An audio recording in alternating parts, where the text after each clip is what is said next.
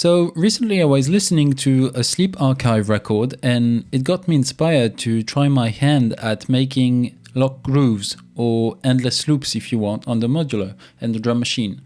So it's nothing new in techno, it's been done for years and years.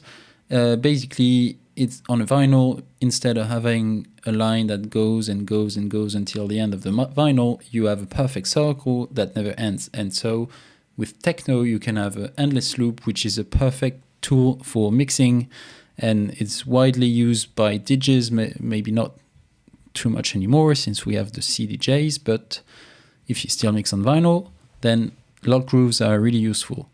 So I thought the modular would be a perfect tool to do that, and honestly I think it's quite fun to do and a good exercise to have something that can sustain the attention for a few minutes while only being basically less than 2 seconds. So the technicalities, you have to ideally be at 133.3 BPM, and then it's a 4 beats loop, and that will end up being 1.8 seconds, and then hopefully it should work. So I've prepared a little one. There's very little sounds, just a few sound sources and a couple percussions. I have a line from the Model 158 red panel. So let's hear that for now. It's dry. I've removed all the effects. So it's going through the dual 4-pole filter, which is basically acting more of a low-pass gate. It has a really sharp cutoff. After 11, it's basically dead silent. So yeah, I'm just using that as a low-pass gate. If you crank the resonance, you'll have a different sound and less bass. But I think for that particular patch, I prefer without resonance. I'm just going through a Vermuna quadruple as a VCA just to remove any unwanted noise. The dual 4-pole can be a bit noisy. And so this is going into a Dplr Delay, the WMD SSF collaboration, which I think is amazing. So let's bring that up. It brings more texture than really delayed sounds, which I like. It's dirty, even if it's the cleanest setting here. And then on Ableton I have my Al Capistan pedal on send.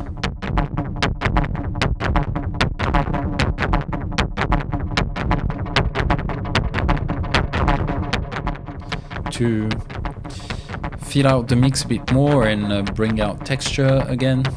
I think I engaged the reverb on the pedal as well. It's a secondary mode, but I think it sounds great. And because I like the sound of the spring reverb in there, I thought why not put even more spring reverb. And so I put some Spirit reverb, which is a emulation on it's a plugin basically.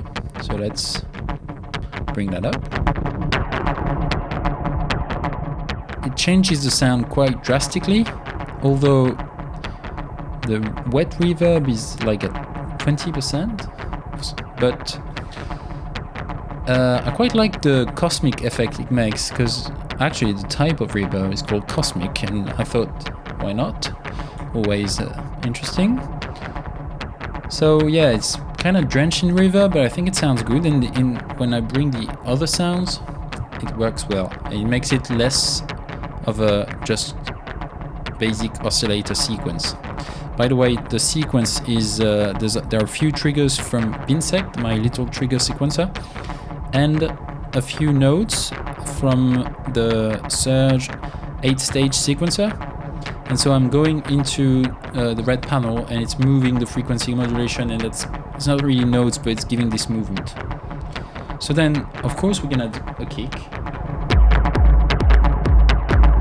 which I've slightly sidechained to the synth.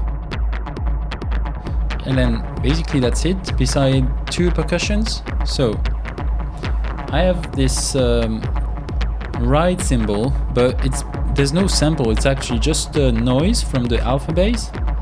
And then I try to find a rhythm with the LFOs and the filters on the alpha bass. And so that's what it makes. It's also going into El Capistan and some black hole reverb, and as well some panning. There are a ton of different kind of noises, like bit crush noises and strange noises on the alpha bass. They don't sound really good on their own, but once you animate them through the analog filters of the alpha bass, you can get amazing, cool psychedelic results, which I've been really experimenting with that lately, and really love it. And the last sound is your very basic hat.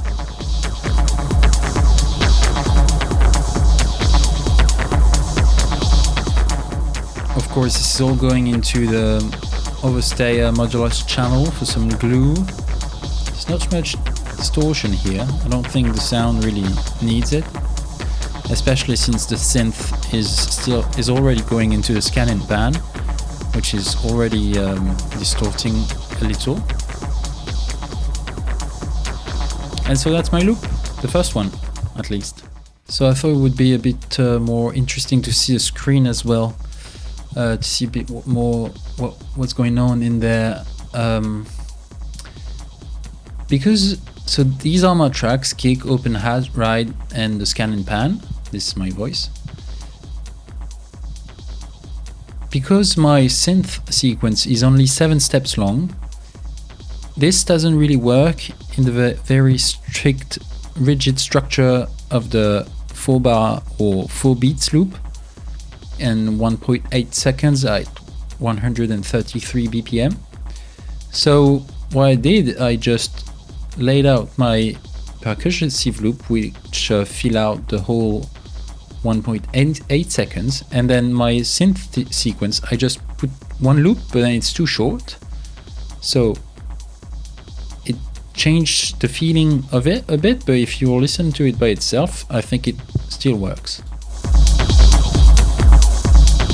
There's this sort of hole or gap in sound at the end, but because there are plenty of effects, it gets filled out with the tails, and when you export it, you can export it as a loop, and so you will record the tail of your effects, and then it will work. So while we are seeing the Ableton on screen, we can have a look at the effects, some EQ, some track spacer, which I really enjoy, to sidechain and EQ the synth with the kick. It's like an all-in-one solution, which is very, very useful. And the Spirit reverb, which is this reverb, quite CPU heavy at 35 really, but yeah, it sounds great. So freeze your tracks and use it, or just buy a hardware, which I might do one day because I really enjoy the sound.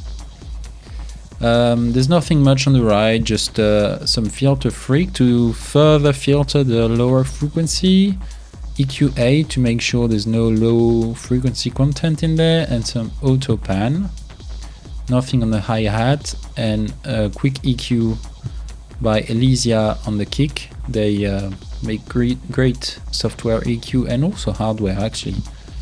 I have the X filter, stereo filter, but I've lent it to a friend, so I'm using the plugin for now. So yeah, that's it. I just wanted to show you this little gap which you have to make with. Either I'm too dumb, or I don't know how to make this work without the gap.